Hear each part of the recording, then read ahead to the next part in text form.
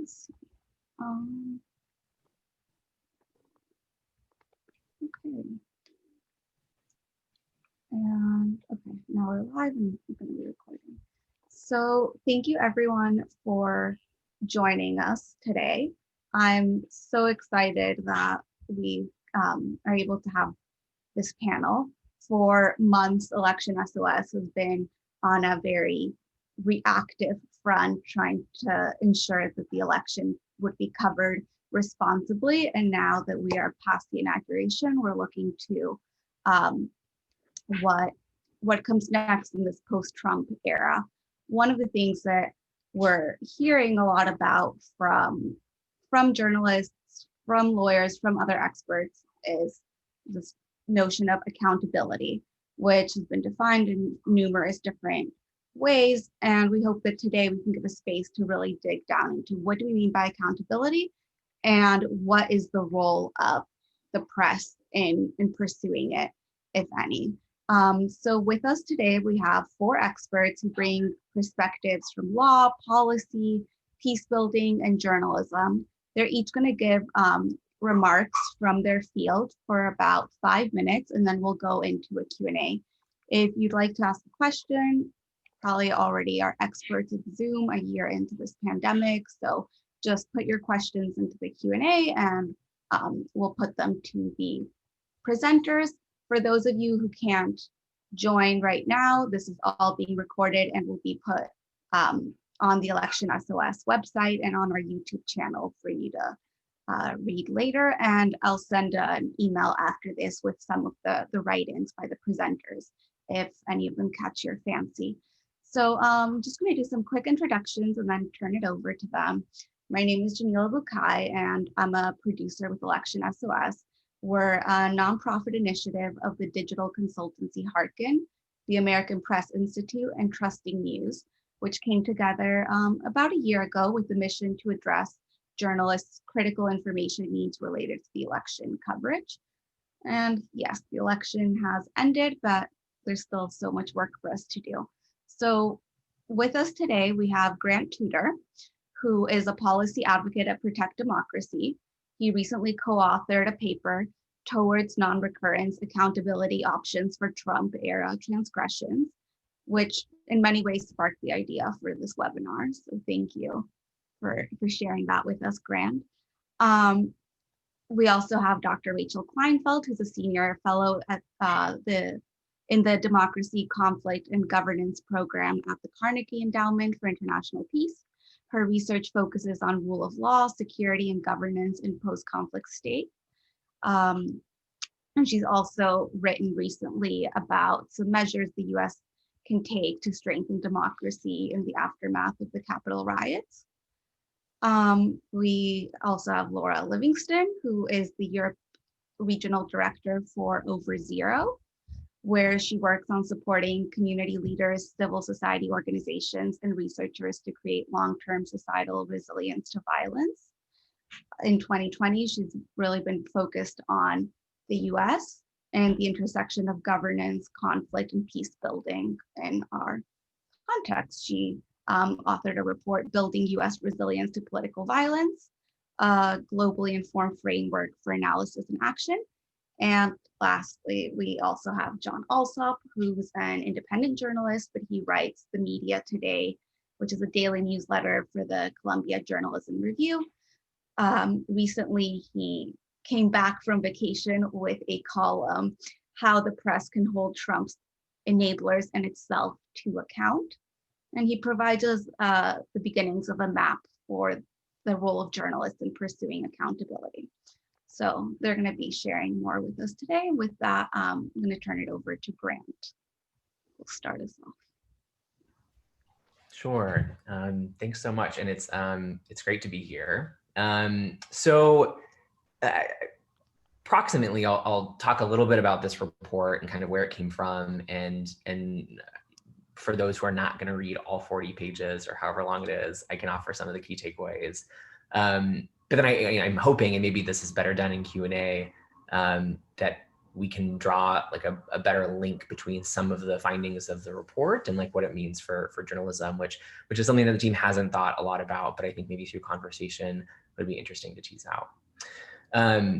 So over the summer, I think especially this debate started brewing, at least in editorial pages, around how, if at all, like we should hold the Trump administration and various officials who may have engaged in various types of wrongdoing accountable. And I think as we started monitoring that debate, it kind of became clear to us that kind of two different poles were emerging.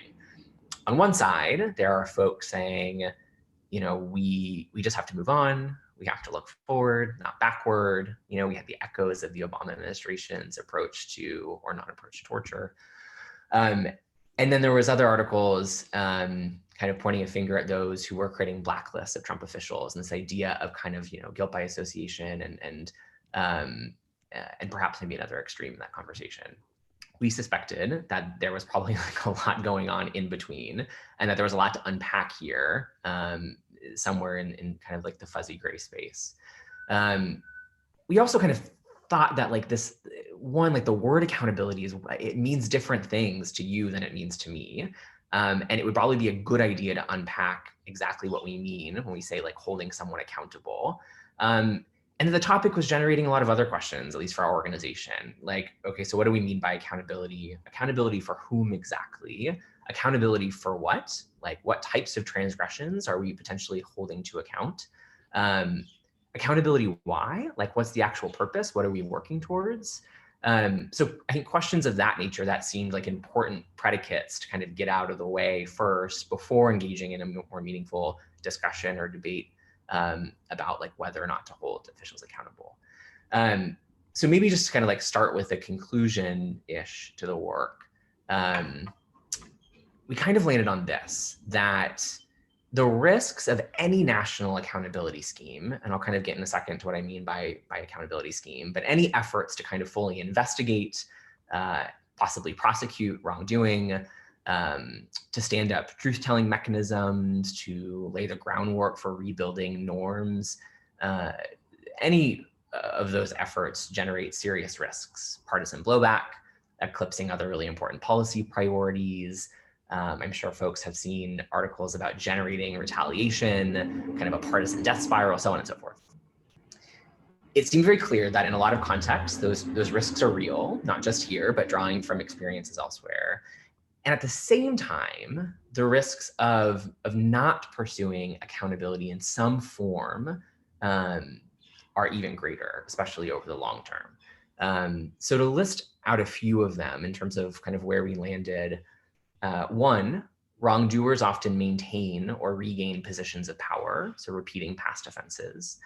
Two, a culture of impunity takes hold across government that encourages others to follow suit. Three, whatever institutional vulnerabilities existed prior that enabled wrongdoing in government, they don't get addressed, they compound.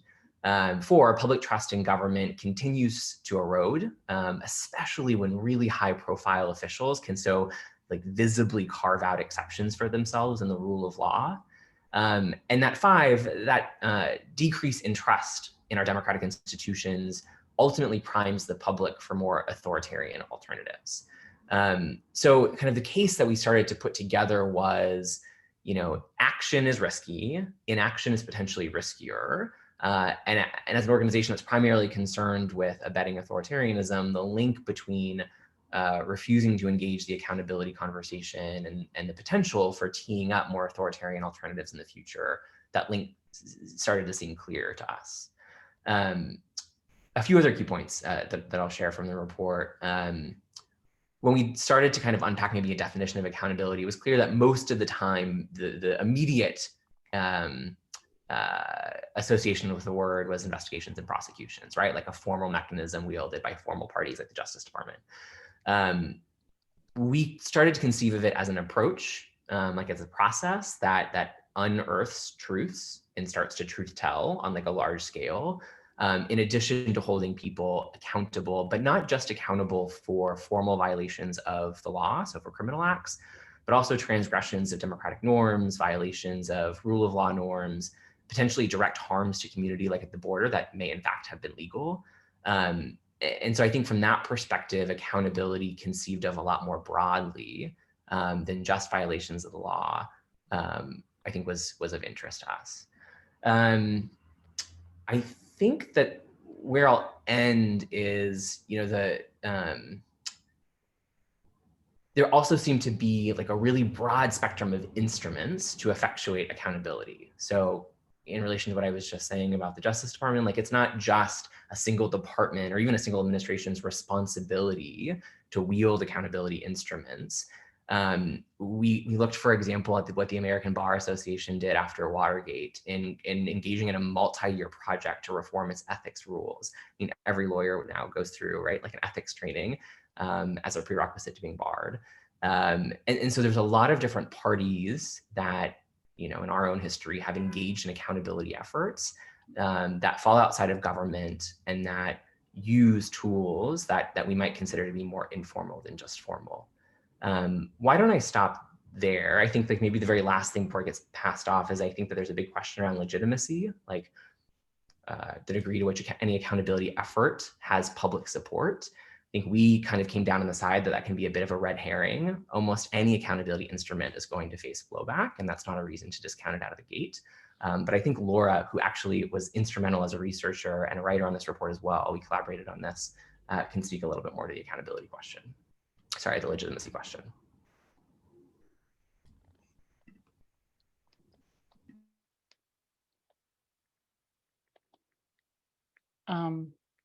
I think I'm supposed to go next, but I couldn't hear. Okay.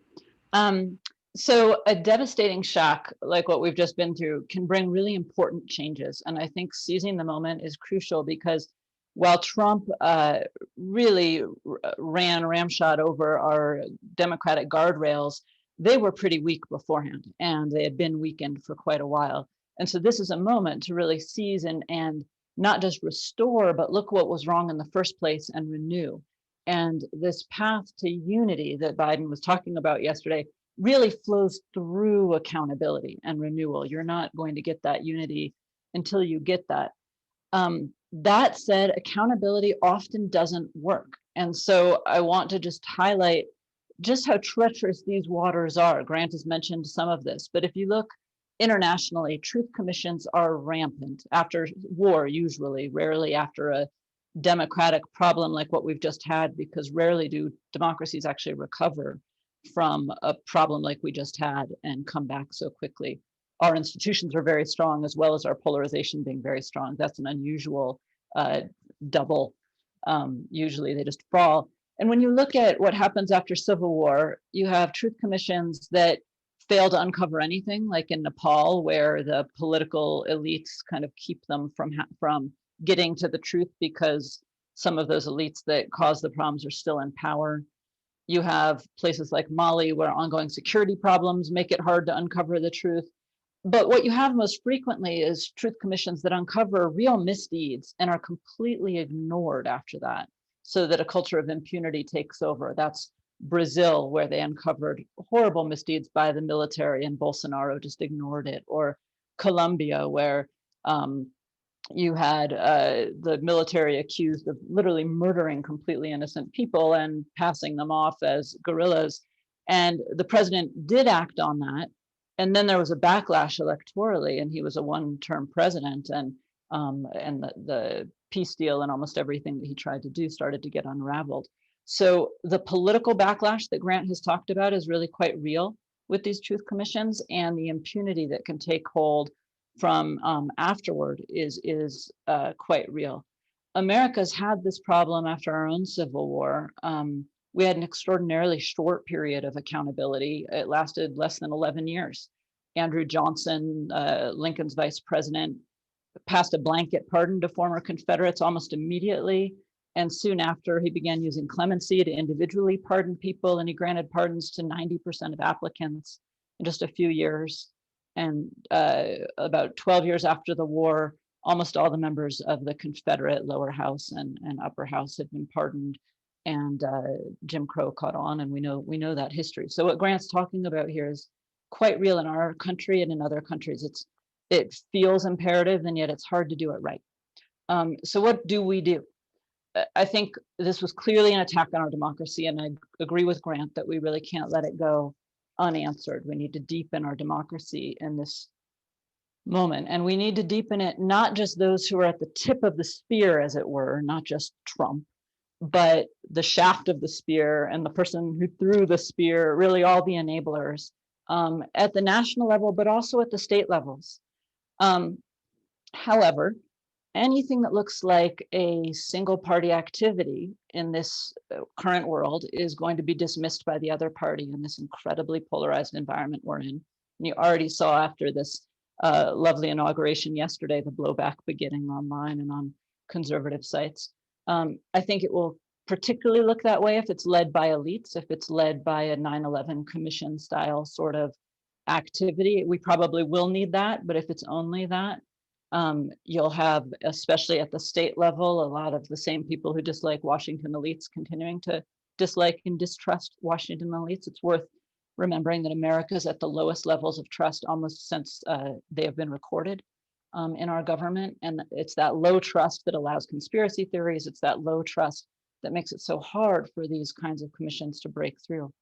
So it can't look like a witch hunt, but both sidism doesn't make a lot of sense because the wrongs were not actually done by both sides to equal extent. It can't be done by elites, and yet elites tend to be actually the ones who hold the deepest civic norms. If you look at research into who really cares about these kind of liberal civic norms, there's big gaps between citizens and elites. And so I think we need to be really innovative about this. And that means making the accountability for the wrongs extremely public. One of the problems of elite truth commissions is that they produce 11 volume tomes that no one reads. They don't translate them into normal languages or vernacular languages, and then they're just unknown. Here, it would all be in the same language of English, but in English that no one really can take in. And, so first, we have to make it very public. We have to address it in ways that ensure people are held accountable, because as Grant said, the worst thing that could happen probably is to uncover a lot of wrongs, make them very public, and then do nothing. That might be the absolute worst of all possible outcomes here that we want to avoid. So I'm just going to throw out a few ideas. I think it's worth thinking about many, many more. But one idea would be both a 9/11 style commission, what went wrong after action report that gets into the really technocratic accountability details of our inspectors general regime and our whistleblowers regime, and how people get appointed through OPP and burrowing and all of that sort of thing. But then you could also have citizens' deliberations in state level offices. So these would be more like Larry Diamond's Democracy in One Room, or the Northern Irish experience with their abortion deliberations, where in many, many states you bring cross-partisan groups together, selected for being representative, and you present them with similar kinds of information. Try to get it into the bloodstream, try to get it into the media stream of states and normal levels. We can have museums over time that have traveling shows that link anti-democratic moments in our history. They try to get it into our civic space so that we're linking the Japanese internment and Abraham Lincoln's suspension of habeas corpus with what happened in Trump, and try to put it in its historical context as one of many times that America has breached its own norms. And Watergate, of course, what happens after that. Grant already mentioned professional bodies. And then clearly we need to move into the enforcement side of things. And so informal mechanisms like professional bodies, quite formal mechanisms like getting our law enforcement and military regimes to understand the role they played in both upholding democracy, particularly our military, but also just, the fact that we just had to cull 12 National Guardsmen from the inauguration yesterday suggests we could be doing a little bit more. And so some real effort there to show that effort's being taken, to show that impunity has not completely taken hold. And then I think within the Republican Party, there needs to be some real truth telling about what's going to be allowed socially, what's going to be blackballed socially. And that really has to do with individual groups. I don't think you can do that on a national level or on an institutional level, but that's who's getting invited to people's homes, and who gets invited as a polite guest to dinner and who does not. And finally, I'll close with a message to the press that the activities that we're seeing here, there's a lot that journalists can do. I'm going to leave to John how you hold enablers to account via the press. That's his area. But standing up for the press is standing up for one of the guardrails of democracy. And I think it's hard for the press to stand up for itself. And I think they frankly haven't done enough. We need a free press, and we need our press to make the case for a free press, and the rest of us can join in. But seeing some of the graffiti scrawled in the Capitol about the media, my own research in other countries is that when the media goes, democracy goes. It's one of the really key indicators. And so it's important for the press to stand up for itself and to explain that linkage, and we need more of that. At the same time, the press has played a role in enabling the rise of multiple leaders in America who have broken democratic norms. It's not just Trump, it was McCarthy and it was David Duke. Each time what happens is you get these leaders who are just bait to the press, and the press can't turn away because they're such good press, and the press blows them up and allows their rise. And the way the press has done that each time, I think, requires some serious soul searching on behalf of the press to think, how do we turn away next time, which might be 4 years from now, we get someone trying to grandstand in this populist way and break norms, and they're just catnip and they're good press. What do we do to not give them airtime the way we gave Trump airtime and allowed him all that free air that let him rise in the primary? Is there another way that we can do that? Are there ways we can call him out earlier in the way that we wish we had done with David Duke and so on? You can look to McCarthy for examples of how it happened, although too late. Another Alsop did a great job in calling out McCarthy early on. There's some great coverage of Murrow really slamming McCarthy, but that didn't happen until 54, 4 years after when he was probably already somewhat on the downturn. So I think a real soul searching on behalf of the press about not letting this happen again, while at the same time really standing up for the needs of a free press, is also part of accountability, and all in there.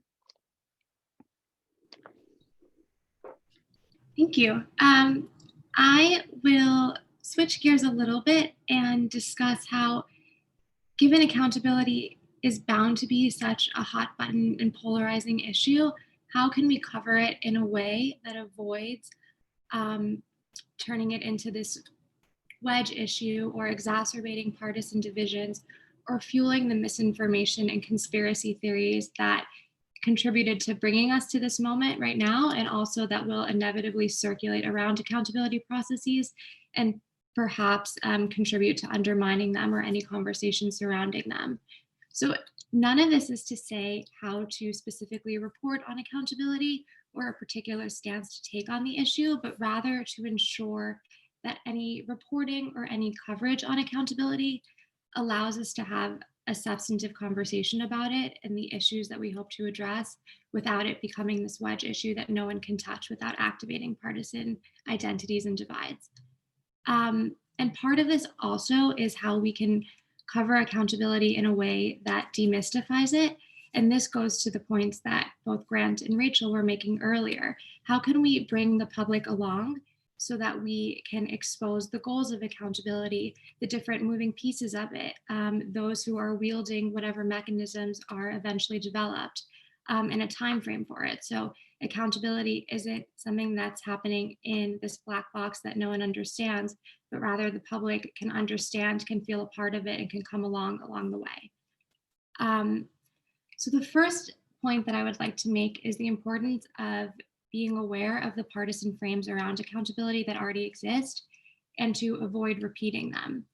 So first, to get outside of this us, them, or purely partisan frame. So we're already seeing talking points that accountability is about Democrats going after Republicans, or it's about going after President Trump. And repeating these partisan frames, it runs the risk of activating partisan identities. So if accountability is about going after Republicans and you identify as a Republican, then necessarily you will be opposed to accountability and not be willing to engage in any conversation about the issue or even to consider the goals of what an accountability process might hope to achieve. It's also important to ensure that accountability doesn't become a story about the individuals or the political parties involved or implicated in an accountability process. So ensuring that coverage or stories addressing accountability don't become just about prosecuting President Trump.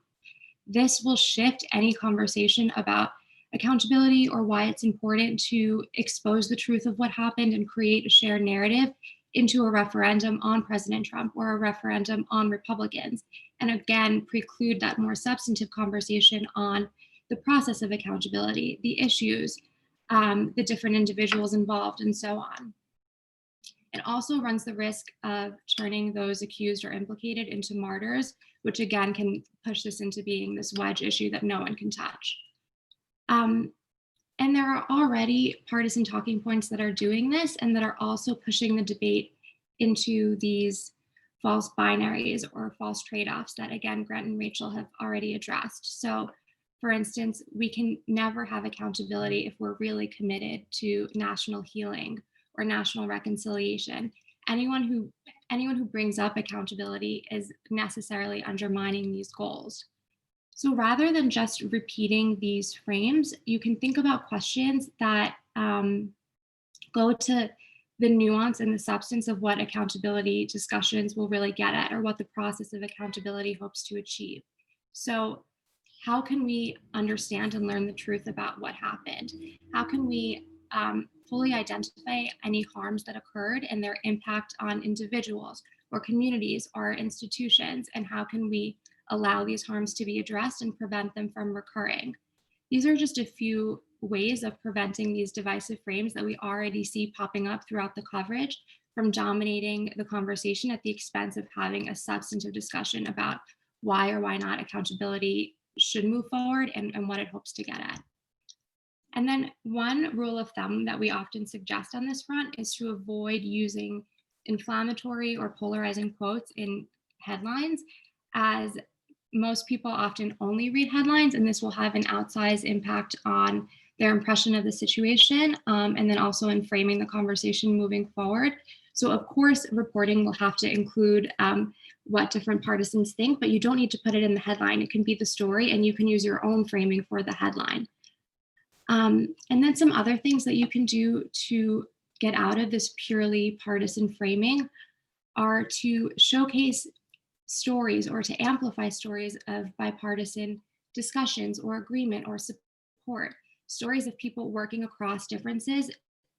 And really, this allows the coverage to push back on this notion that accountability is necessarily about Democrats versus Republicans, or Biden supporters versus Trump supporters. And it sets a norm of people working together that can really influence how the conversation is understood, and also people will follow this type of norm. Like people will say, oh, okay, people are cooperating on accountability. I should at least consider this issue. You can also interview different types of experts outside of a purely partisan framework. So for stories, you don't need to only rely on sources who are politicians, but you can also interview community leaders or faith leaders or veterans or business leaders who are grappling with issues of accountability in their communities or in their companies or in their congregations. And it takes this away from being something that's purely about politics to a conversation that is affecting Americans of different identities throughout the country.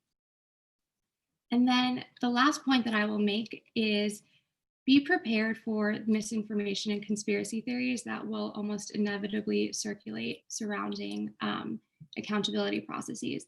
We know the impact that these can have on our discourse. We saw the impact that they had in bringing us to January 6th.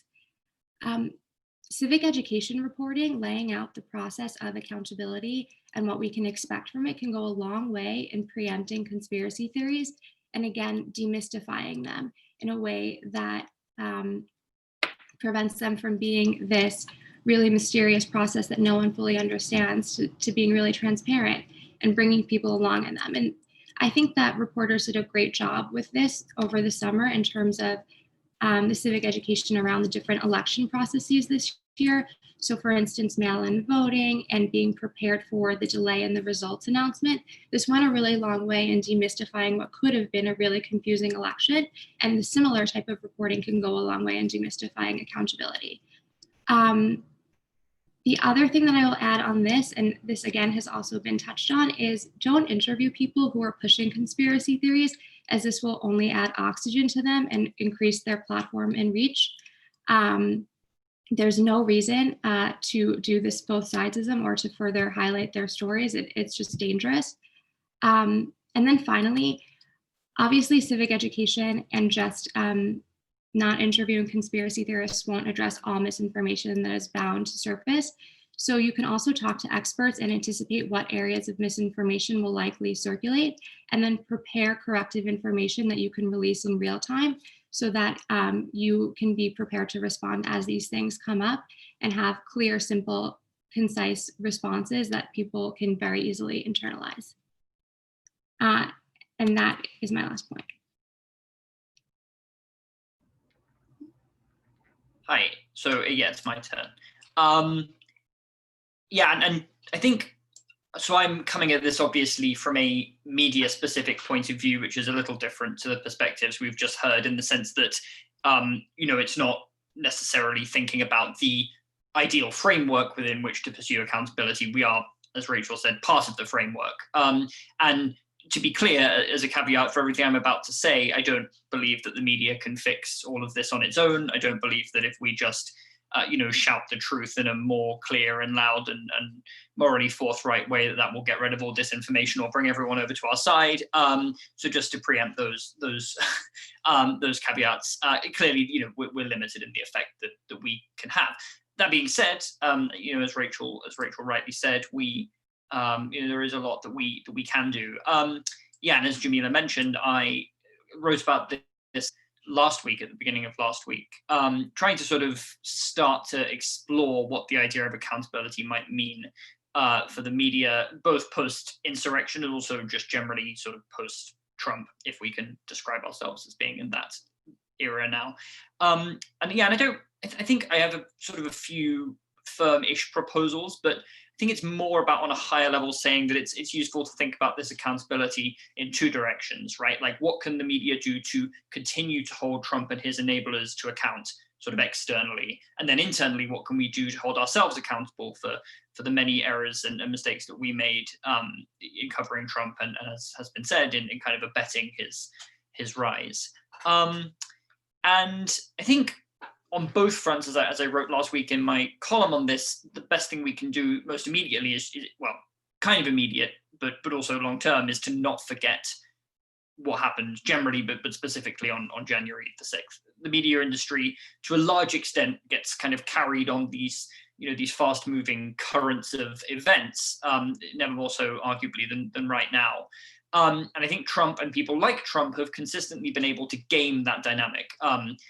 Whether that's intentional or not, I don't know, but certainly I think it's instinctual in Trump's sense that if you can just pile on one more outrage or one more distraction or whatever, then the media will just kind of forget what you did last week. And it got to the point, I think, when the media was forgetting what happened this morning because there was so much outrage going on 100% of the time. So it sounds kind of glib and easy to say we need to not forget, but like, we really need to not forget. And that, forgetting is kind of a structural flaw of the journalism industry, I think. And I think, the insurrection was kind of crystallized, or many of his past disgraces. So, it was obviously very centrally about lying and white supremacy and incitement to violence. But equally, at the end of his presidency, you would expect kind of a broader conversation about his legacy. And there are so many things: his climate deregulation, child separation policy, and on and on and on, that deserved a more central role in that reckoning, but didn't get it because we were having to reckon with the most recent kind of escalation of his behavior. So in terms of what that accountability looks like projecting outwards, it's kind of hard to say. And I certainly don't think that not forgetting entails continuing to cover Trump obsessively at the expense of covering the Biden administration. That there clearly needs to be a proportionate balance here, and he will clearly indulge in some form of distracting behavior probably quite frequently, and we need to be able to drown that out. But I do think with him, we need to continue to just never forget that this happened, but also with his enablers who are still in positions of power and on an ongoing basis. So, the Ted Cruz's and Josh Hawley's of the world, the Kevin McCarthy's of the world, who of course is the the House Minority Leader in a position of extraordinary consequence, I think, for the next couple of years and probably longer. But in a year's time, if Meet the Press have Ted Cruz on to talk in some debate or other, and he goes on to sort of so transparently self-justifying talking points, or kind of perform outrage about something Biden's done that he perceives as anti-democratic, there needs to be some way of communicating to viewers, this is a man who tried to facilitate a coup, and not just kind of have him on, allow him to say his piece, and then you can go off and that's kind of forgotten because that was last year. And there has to be a way of doing that. Maybe it looks like in news copy, when you have the parentheses that are like Republican Texas, you also then have like comma who tried to overturn an election, close parentheses, or whatever. But like, I don't know if that's totally practical, but I thought I saw the other day someone point to an example where some columnist or other once insisted on describing Spiro Agnew as the only vice president to resign in disgrace in every single article in which he mentioned him. So I guess that maybe is a precedent for doing it. But I think we need to continue to find a way of reminding people, keeping it very central, that like these people trying to participate now in the Democratic debate tried to end that debate. And I think we need to also be clear to sort of raise the bar here and make it not just Hawley, Cruz, and the other sort of handful of Republican senators and then the bunch of congressmen who voted to overturn the results or to challenge the results even after the insurrection, but like, other members of the Republican Party too, who are in a position to kind of stop this getting that head of momentum in December and either stayed silent or undenied or refused to call Biden the president-elect. Like, it's all very well and good that Mitch McConnell is reportedly now considering voting to impeach, but all the way through the months of November and December, he had the opportunity and the authority to turn around and say, enough, this is crazy. He didn't do it, and just because he's not one of the folks who went to the real extreme of continuing to sort of go along with this presence after the actual insurrection doesn't necessarily mean that he should sort of get away lightly and we should forget his role in this. And certainly we should not allow people like him and Liz Cheney to sort of handbrake turn away to the right side of history at this late stage, and sort of call them heroes for finally standing up to Trump. Then there's the sort of self-accountability for the press, which is the second thing I talked about. And I recently so I write CGR's daily newsletter and have done since the end of 2018. And me and the guy who did it before, a guy called Pete Vernon, we went through every single newsletter that we'd written between us for the last 4 years and kind of tried to like pull together all of the stuff that we think the media did wrong with Trump. And I think it sort of all came back to three broader themes, which was like short-termism. So as I said, this kind of forgetting of stuff that he did, and also this sort of crowding out of like bigger structural topics like climate change and poverty that often got relegated in the news because of the latest Trump tweet. So that firstly, kind of a complacency about him, this idea that he wasn't a big threat and that the liberals were being hysterical about that. Clearly that has not aged well. And I think this sort of old school journalistic philosophy that privileges quote unquote objectivity and is basically reliant on members of the political class engaging with it in good faith, and as has been said, sort of treats both sides of the spectrum as the same and worthy of equal consideration and equal treatment, and then civility, and then this infuriating kind of mix of using euphemism to cloak genuinely obscene stuff, but then insisting that like you use very specific language like lie and racist, and you don't actually. So this idea you couldn't call Trump's falsehoods lies because you didn't know what was in his head. Well, I think we're well past that, and I think we should never have been in that place in the first instance. So I think we now are going to have some time and attention span, which sounds crazy because we're in the middle still of this incredibly hectic news cycle. But with Trump gone, and I think the promise of a Biden administration that's going to be very disciplined and a lot quieter, there is going to be more space and time for us to kind of think about what we did wrong and to have this sort of internal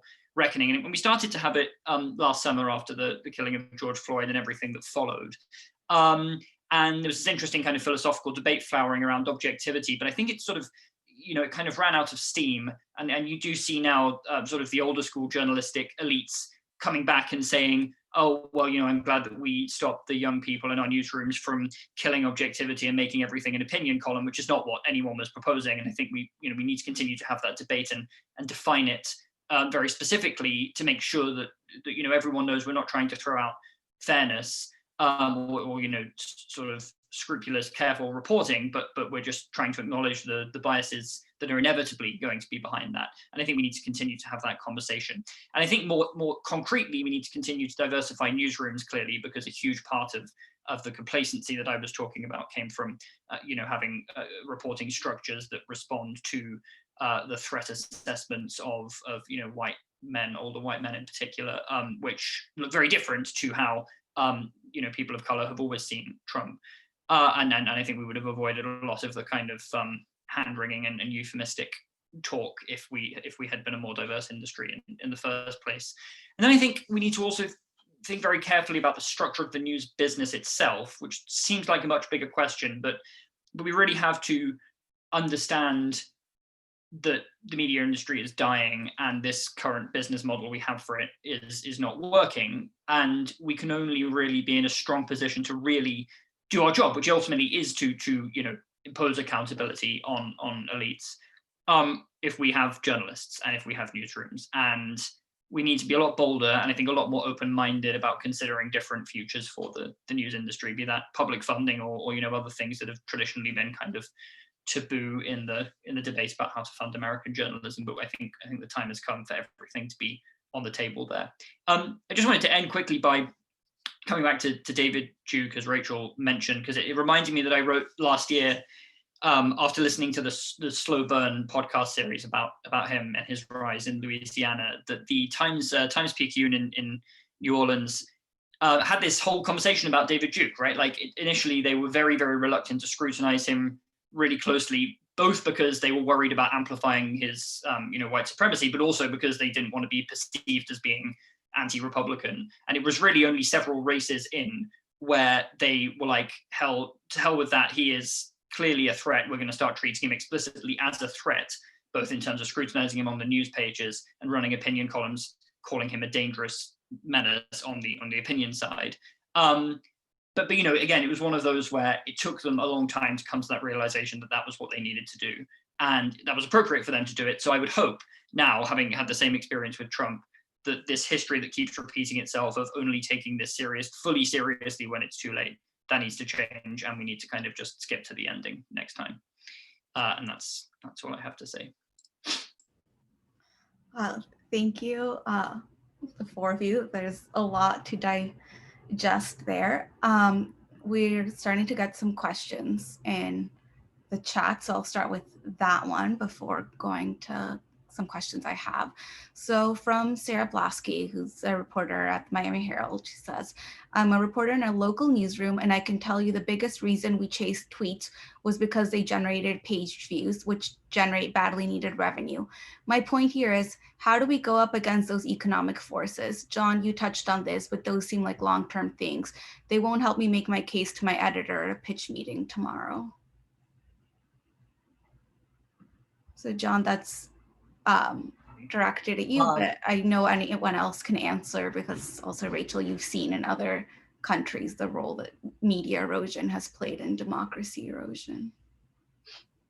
I would just say quickly that I don't think there is an easy short-term fix to this. And I think that it's going to require just a fundamentally different way of thinking about how we fund journalism and kind of decoupling it from that pressure for eyeballs.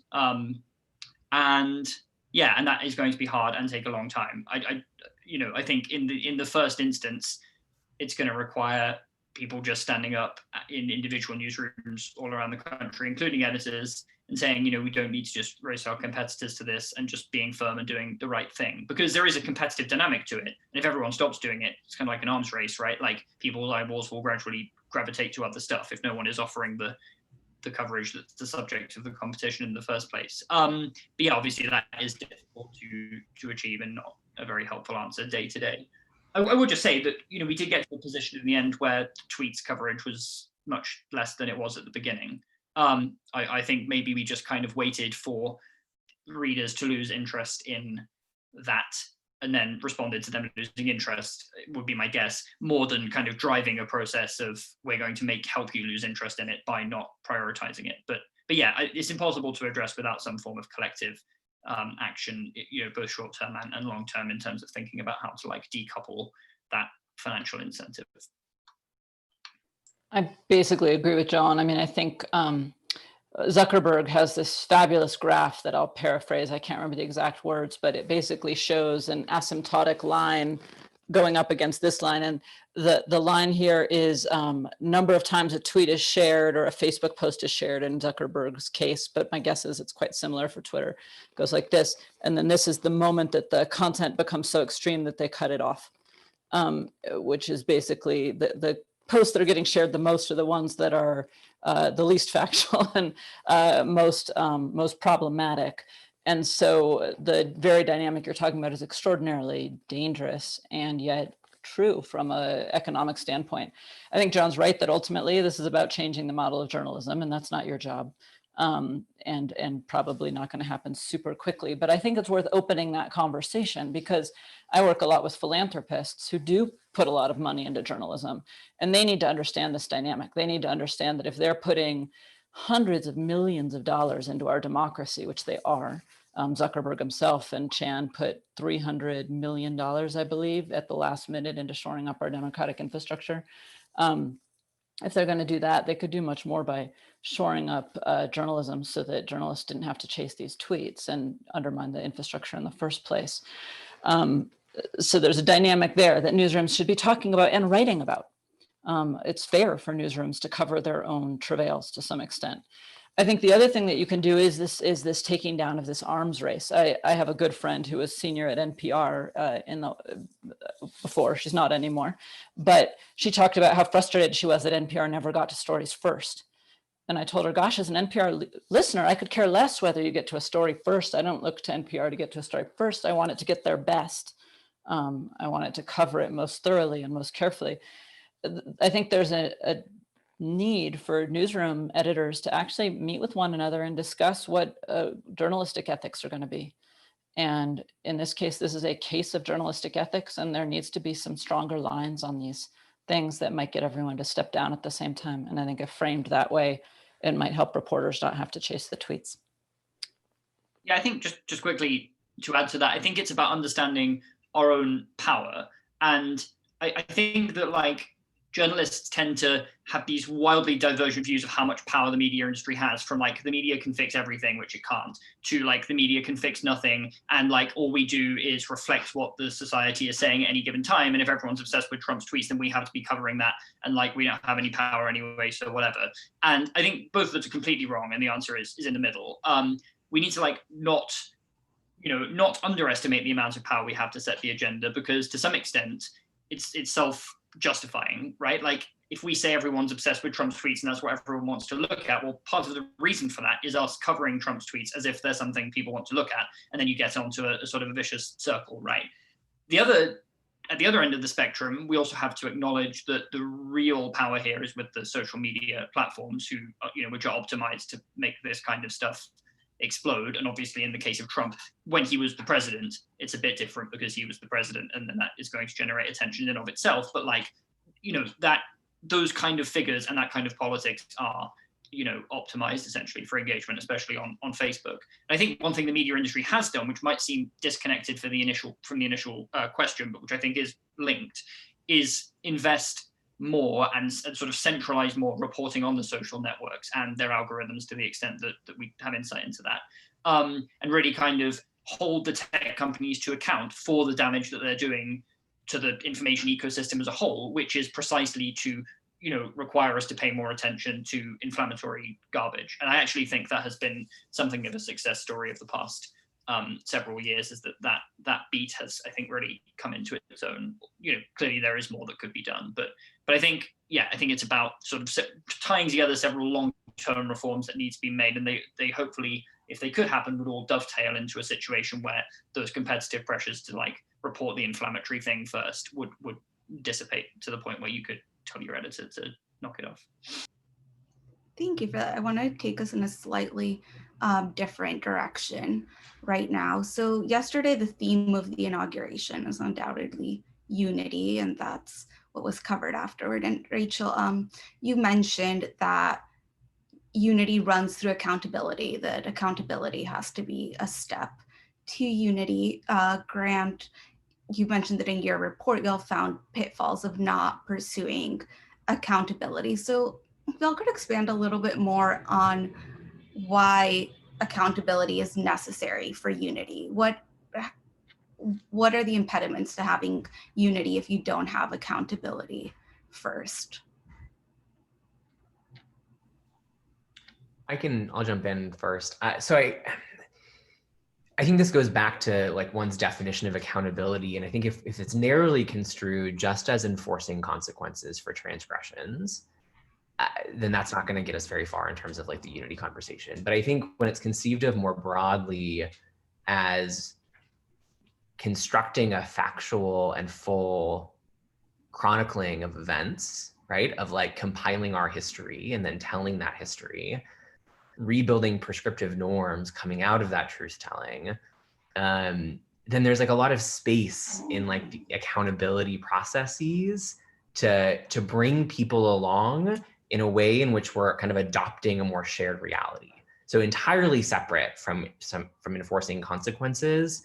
I think that there are processes that help us to, without sounding like too kumbaya, to actually kind of jump into the same boat together. And I think Rachel did an entirely fair job of highlighting a lot of the pitfalls from comparative experiences with certain instruments like truth commissions. So without touching on that, I think at least like conceptually, I think if we like broaden the aperture of what we mean when we talk about accountability, then there's a lot of space to incorporate, the unity conversation within it, as opposed to seeing it as invariably at odds.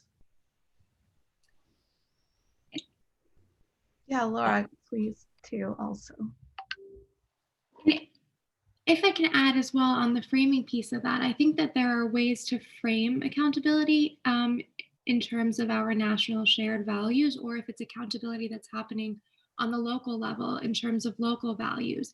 If it's in a community where there is a high population of veterans, you can, appeal to a sense of duty, a sense of patriotism. And in grounding it in those values, it no longer becomes about the personalities involved or the political parties involved, but rather in our shared commitment to these norms, to these values, and to upholding them and really living them out.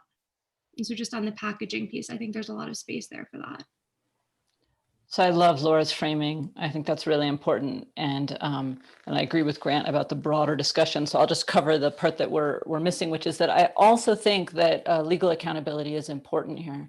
And I think it's important because while it could be very polarizing and why it's so important to follow Laura's prescriptions for how to cover that legal accountability, one of the reasons that Trump was appealing to so many voters is that there are many, many people who are feeling, so we have polarization left to right. We know that, we talk about that all the time, but we also have a very strong vertical polarization between people who think that the whole system is rigged and they're against elites.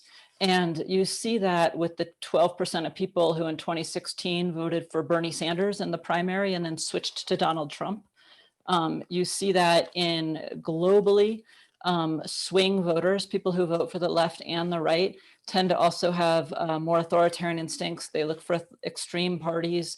There's all sorts of research you can look to on this, but basically what it means is that our democracies right now have a subset of people, a large subset in some cases, that are really angry with their elites and they feel that the system is rigged and that it's rigged against them.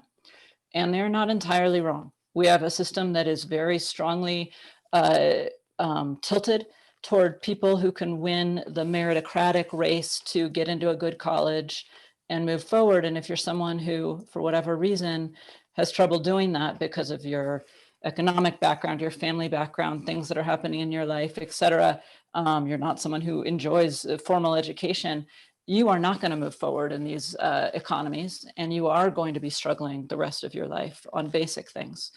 And we have to acknowledge that the K-shaped recovery that we're about to hit, where those of us who have jobs we can do like this from home are continuing to go up, or have been even more going up, whereas so many people are going down, is going to exacerbate this. And so I think one thing we can do is hold those who broke rules real laws accountable for their behavior the same way that ordinary people get held accountable for their behavior. And I think framing it not, again, in the way Laura is saying, as not Republican versus Democrat, but as everyone is equal before the law, and you can't break the law just because you are breaking it because you're white collar, just because you're important. That doesn't get you off, is really, really crucial. And it's one reason why I wish presidential clemency wasn't written into our Constitution. It's such a clear and obvious break from what people want. Can I just jump in on the unity? Oh, Grant, go ahead. Just to add one anecdote in support of Rachel's perspective here, which is, as a result of political interference, when the Justice Department dropped charges against Flynn, or tried to drop charges against Flynn, less than a third of Americans thought it was appropriate. The vast majority said that it was a clear violation of our rule of law norms. And so I think that there's an assumption that, especially with legal accountability, it will always be the left-right partisan 50-50 split. And I just think that that's simply not true, that there's actually a lot more common ground in support of foundational principles than often we assume. I was going to just very quickly come back to the unity point, which, and this may be super obvious, but I think it's worth stressing that, and I actually wrote about this morning, I think unity is not necessarily in all cases a good thing in and of itself, and the press needs to be clear about what it means when it kind of pines after unity, as you saw pretty much every hour of every day on cable news yesterday. Because unity, yeah, clearly we want unity in the sense that people think they can mediate their differences within a structured democratic process and not, go and invade the Capitol. But unity can also mean coalescing around a center point on a political spectrum, whereby anything that, it falls outside of a narrow range of policy goals is considered to be transgressive or divisive or whatever, when actually it might well be something that's entirely legitimate and should be part of a vigorous conversation. And I think, any form of unity that's worth getting towards still would ideally have room for there to be vigorous and passionate contestation within it, and not consensus. And yet I think quite a lot of the time when the media talks about unity, what it actually does mean is consensus. And yeah, I don't think that's a good thing in and of itself. So yeah, obviously there needs to be unity around, and I really hate this phrase shared set of facts that's going around so much at the moment, because I think it's totally derived, and Barack Obama's book is a bad offender in this case, I think, from this view that the age of 3 networks and 1 newspaper was better for everyone because everyone shared the same factual baseline. Well, actually, the same internet that has led to the splintering of reality on one wing has also led to this flowering of perspectives that were never heard before, and they're at the click of a button, and that's potentially fantastic. So I don't think it's necessarily this kind of idea of a narrow shared set of facts, but yes, that everyone needs to be unified around the truth and around a structured process that's driven by rules, obviously. But that also has to be sold to people in a way where they don't think, and where they're not actually being asked to agree with whatever the person in power is saying at any one time, because they are the unifier and everyone needs to unify around them politically. I think there's a fine line there, and it's important to kind of police it in some way. John, you mentioned, and it's also been mentioned in the writings on accountability of Rachel and Laura, and Grant, the need to remember, and then specifically for journalists to remember. But when there are all the daily pressures of our jobs, even if it's a quieter Biden administration, and beyond that, there was such a slew of transgressions. How do we how do we remember, and how do we remind others? How, in the light of the Capitol riots, do we remember Charlottesville and throwing paper towels to Puerto Ricans after the hurricane, or any set of norm violations? What is there a hierarchy of norms that were violated that we need to remember, and just how do we keep that at the forefront of people's minds? Yeah, well, I mean, that's kind of the question at the heart of all media criticism, and having to write that every day, it's really hard to kind of make sure that what you're doing is not saying on one day there should be more attention on this, and then the next day there should be more attention on something totally different, so that all you're essentially doing is saying we need to pay attention to everything all at once, which clearly is not possible, and especially not when there's so much going on. I think at the very least you need to be putting pressure on like the big TV news networks which clearly devote so much of their airtime to trivial, repetitive nonsense, to not do that anymore, and to like really just do any type of substance. That would be a great first step. Whether it's like a detailed discussion of climate change, or a detailed discussion of, systemic racism, or a detailed conversation about another policy issue, healthcare, or whatever. Just like something that is not just relentless punditry, that's very shallow and optics driven, has to be the first step. And I think before you achieve that, it's basically impossible to establish a hierarchy. And I think even if you do achieve that, the hierarchy would still be very contested, because clearly people will reasonably agree as to what things are the most important. I think that obviously, while what happened, on the 6th of January is like drowned out other big storylines, as I mentioned earlier, I also do think it's kind of an opportunity, because as I said, it crystallized so many malign things, truths about the Trump administration and the Trump period, in one like very visual, very easy to remember kind of thing that people will not forget, even if the media kind of forgets to remind them about it. Like that is a memory that will be kind of scarred into US history in a way that, for example, the Ukraine impeachment wasn't, even though fundamentally they were both about trying to cheat in an election. One was just more kind of violent and immediate and desperate than the other, but they were violations of, in some sense, of the same norm. So I think that that was kind of a real break point, I think, that was so symbolic, that I think it's also an opportunity for the media to say, right, that can be our turning point, because we failed to turn in time before. Going forward, like, what does it mean to kind of rebuild democracy and the news from that moment on, paying attention to fixing the things that got us to that point in the first place? And I think if you, rather than having a hierarchy of things to cover externally, if you can sort of attitudinally use that shock, that moment, and think, right, how did I feel on that day? How did I feel that week? And what did I think we had done wrong, or that we neglected to get to this point? And how do I think I could build a healthier conversation? If you sort of use that impetus to make editorial decisions, I think you'll be off in a different, in a better direction, where we can have more fruitful conversations about what we should be focusing on, rather than just kind of anything but this. Thank you for that. I know we're right past the hour, but I wanted to see if Laura, Rachel, or Grant had anything else they wanted to add before we conclude for today. And I'll take the silence as no. So I just want to thank all of you for sharing your expertise with us, your time, and for tuning in today. I hope this is the beginning of more conversations and thinking about accountability. And it's something that we bring forward into a possibly new era. Thanks so much. Thank you. Thank you. Have great days.